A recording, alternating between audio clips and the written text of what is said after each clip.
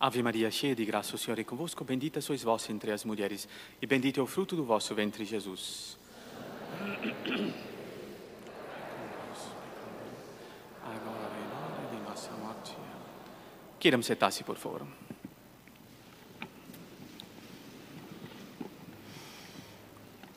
Para entender a liturgia de hoje, nós temos que ir para o ponto mais alto da terra. Temos que subir para a montanha mais alta da terra, que é o Monte Calvário. Aquele monte onde o Filho de Deus deu a vida dele por cada um de nós, pela humanidade. E aí nós vamos ver o Cordeiro de Deus, que tira o pecado do mundo, o Filho de Deus, que dá todo o sangue dele. Ao lado dele, dois ladrões. Um que ficou com o nome do bom ladrão, outro que ficou com o nome do mau ladrão. Ambos eram ladrões, ambos eram péssimos. Ninguém fica ladrão sem roubar. E na época nenhum ladrão era crucificado, se não tinha, junto com roubar, não apenas furtou uma coisa, certamente fez coisas piores. Ambos eram péssimos. Um não era melhor do que o outro. Por que um ficou com o nome de bom ladrão? Porque a ele, o Cordeiro de Deus diz: hoje estarás comigo no paraíso. Porque ele recebeu a promessa do céu. O primeiro santo da Igreja Católica nem foi canonizado por nenhum papa. Foi o próprio Filho de Deus que do alto da cruz abriu as portas do céu para ele. E o outro? Sobre o outro, o Filho de Deus não disse uma palavra. Que coisa terrível quando Deus não fala uma palavra para alguém. E então perguntamos: Jesus não perdoou a ele? Jesus não morreu por todos os homens? Como que é? Quem vai me responder? Tem gente aqui de todas as partes hoje, peregrinações de várias partes do Brasil. Quem vai ser corajoso e vai responder? Jesus não perdoou o mau ladrão? Vamos deitar nossa atenção sobre a liturgia de hoje. Nós temos na liturgia de hoje nosso Senhor Jesus Cristo, a parábola, todo mundo ouviu, todo mundo já conhece este fato, a parábola dos talentos. Mas para entendê-la, nós temos que reportar a antiguidade, onde a humanidade vivia gemendo e chorando com esta criança. Porque o que era a brutalidade dos povos pagãos, seja aqui na América, os índios que andavam por aqui, seja na minha terra, lá na Ásia, na Índia, os outros povos asiáticos, os chineses, o que for, seja na Europa, os bárbaros, o que era a barbaridade? Aí vem a palavra, dos bárbaros. Era tal que os melhores códigos do Antigo Testamento, os melhores códigos de leis, tentavam restringir aquele ódio, aquela selvageria. Os melhores códigos faziam isto. Era a pena do talião. Olho por olho, dente por dente. Taliter, em latim. Como foi, tratar como foi. Isto era restringir, isto era ser bom. Porque o normal na humanidade sem a graça de Deus era: se me bateu, eu dou 20. Se me tirou um olho, eu tiro o olho da família inteira. Isso era a antiguidade.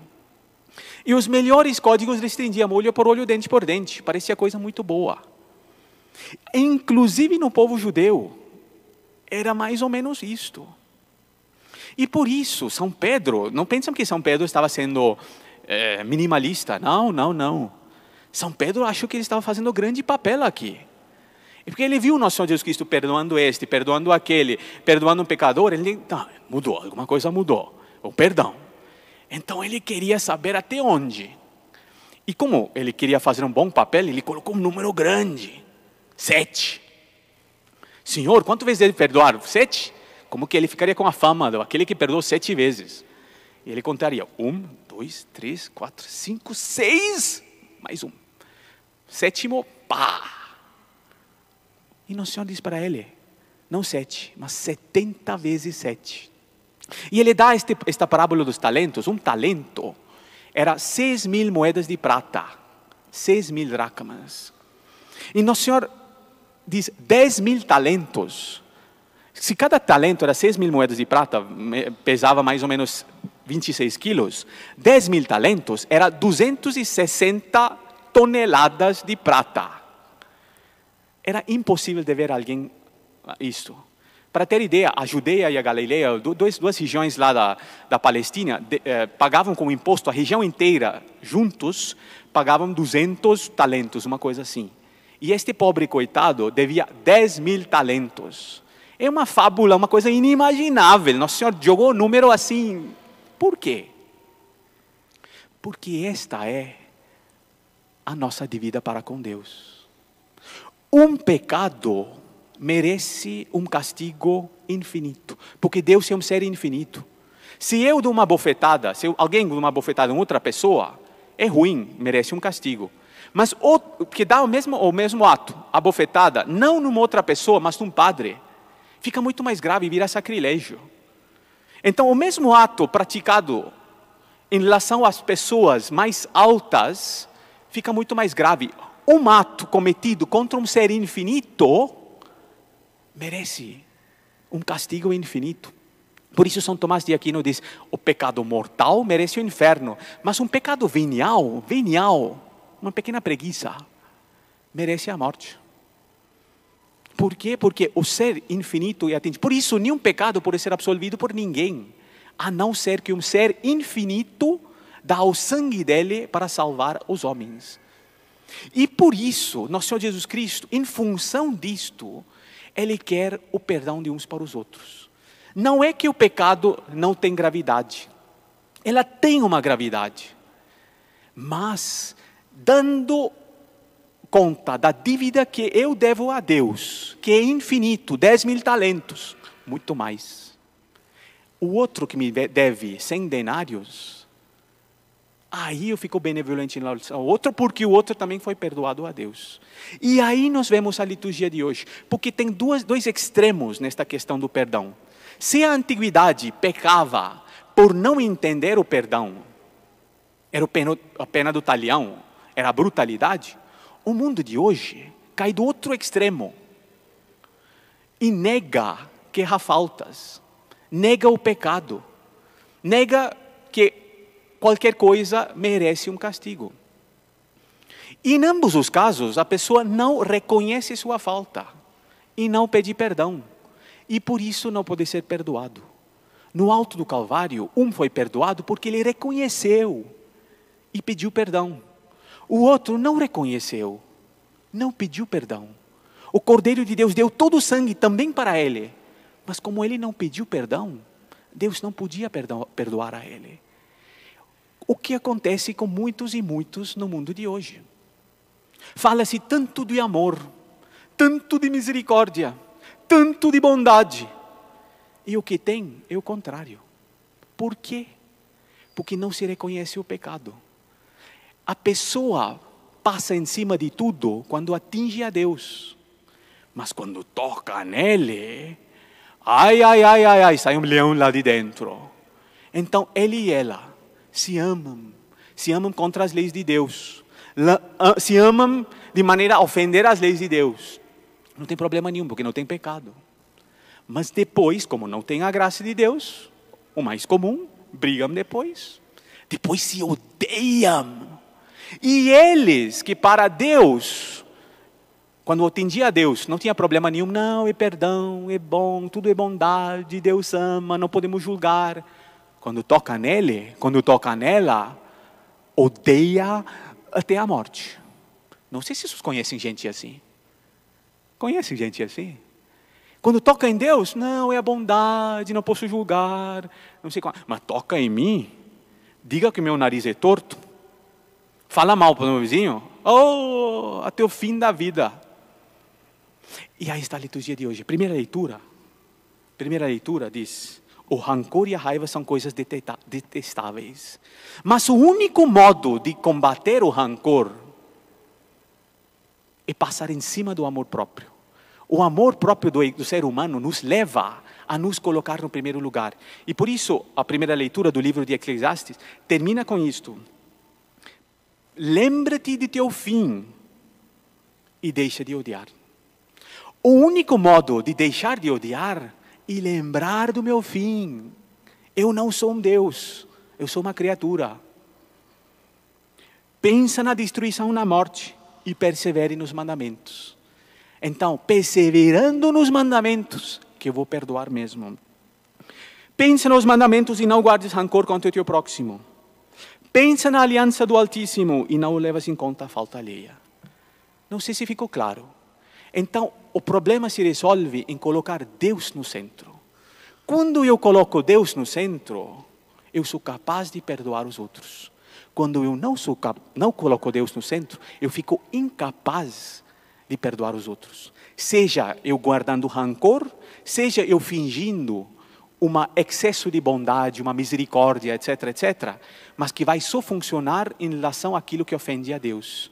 Mas quando toca em mim, eu vou ficar um leão igual aos pagãos da antiguidade.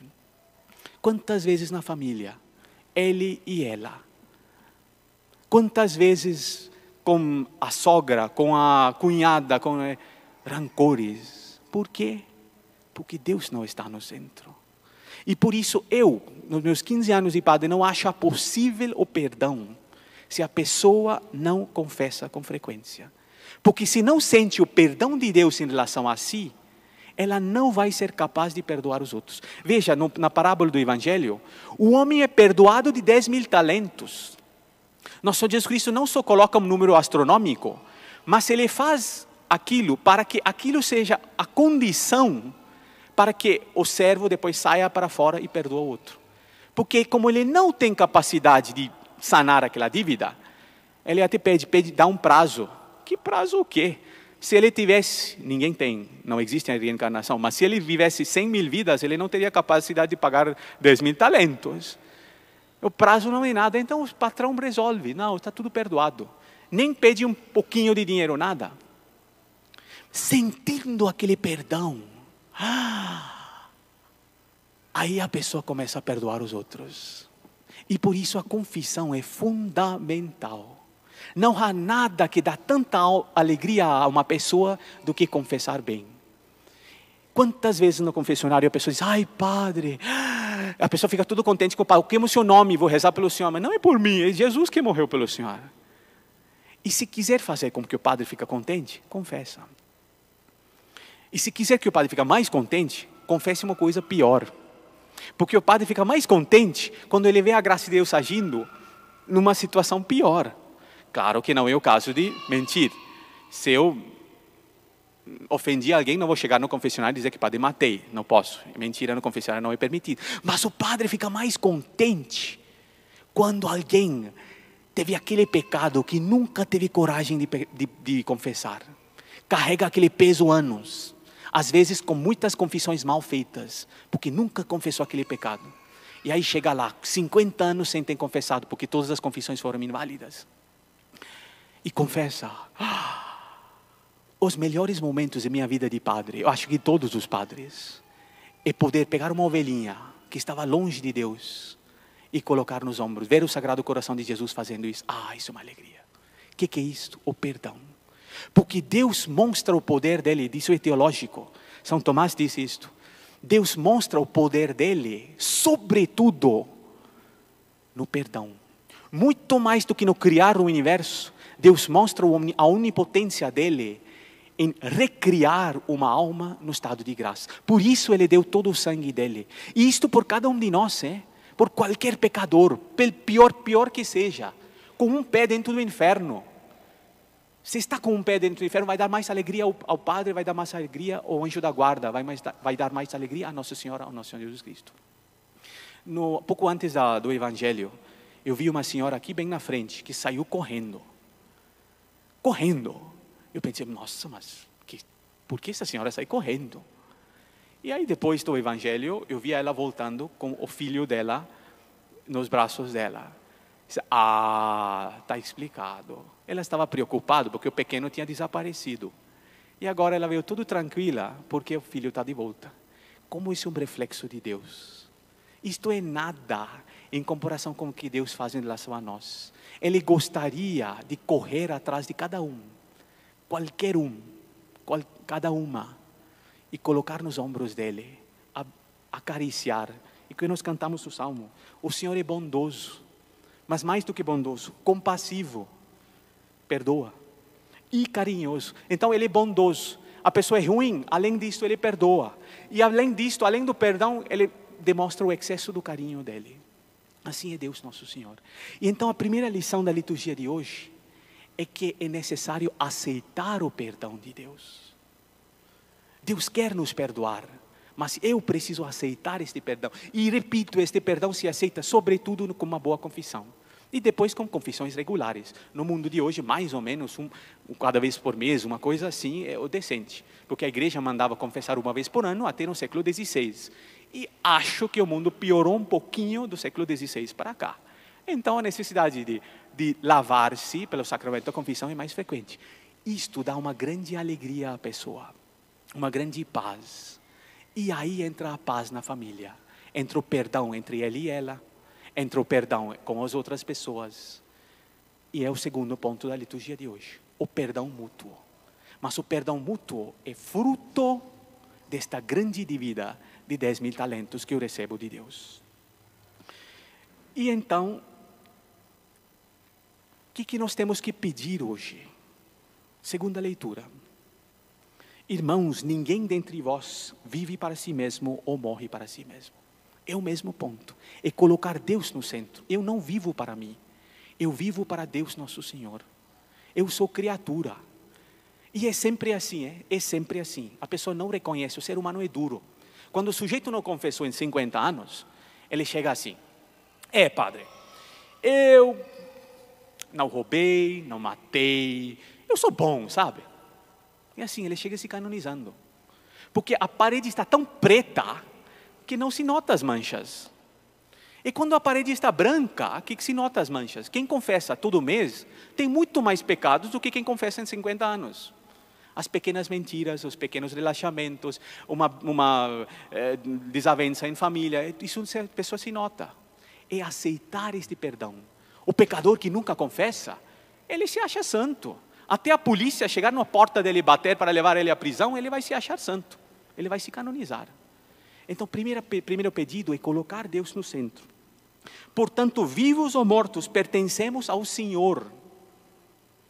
Cristo morreu e ressuscitou para isso, para ser o Senhor dos vivos e dos mortos. Eu não tenho o direito de não colocar Deus nosso Senhor no centro da minha vida. Ainda que eu não roubo, ainda que eu não mato, se eu não pratico bem o primeiro mandamento, se eu não vivo na graça de Deus, se eu não rezo todos os dias, se eu não confesso com frequência, eu não estou praticando bem o primeiro mandamento, que é o principal. Os outros 9 são reflexos do primeiro. Não pecar contra a castidade, não roubar, não mentir, é reflexo de amar a Deus sobre todas as coisas. Mas quem no mundo de hoje ama a Deus sobre todas as coisas?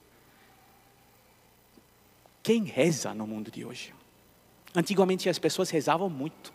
As senhoras tinham um livro de orações. Os senhores tinham um livro de orações.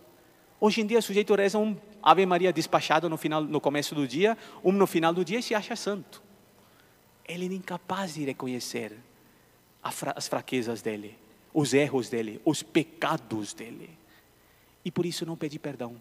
E fica carregando uma amargura, uma tristeza ao longo da vida. E por isso é um bruto com os outros. Por mais que ele seja o apóstolo da bondade, não, Deus perdoa, tudo quando toca em Deus. Mas com ele vira um leão. Então o pedido da liturgia de hoje é muito simples. Muito simples. Ser como Nossa Senhora. Ao pé da cruz estava a Santíssima Virgem. Não há modo melhor de aceitar o perdão de Deus do que se fazer bom amigo de Nossa Senhora. Porque ela deixou o filho dela morrer para salvar aquele bom ladrão, aquele bandido. Ela deixou o filho morrer, quis que o filho morresse por cada um de nós. O perdão dos perdões de Deus tem um nome: Maria Santíssima. Quem cria o vínculo de rezar, por exemplo, o terço todos os dias, cria o vínculo de aproximar de Nossa Senhora, vai ter coragem de pedir perdão, de fazer uma boa confissão, de viver nesta alegria de Deus. Vamos pedir juntos esta graça, por intercessão de Maria Santíssima, de colocar a Deus no centro de nossas vidas, de aceitar o perdão dele E depois sim, como reflexo disto, perdoar uns aos outros. Salmo. Ele perdoa toda a culpa e cura toda a enfermidade. Não fica sempre repetindo as suas queixas. Deus não repete as queixas dele em relação a mim, se eu vivo na graça dele. Eu também não posso repetir as queixas um em relação ao outro. Nem guarde eternamente o seu rancor. Não nos trata como exigem nossas faltas, nem nos pune em proporção de nossas culpas.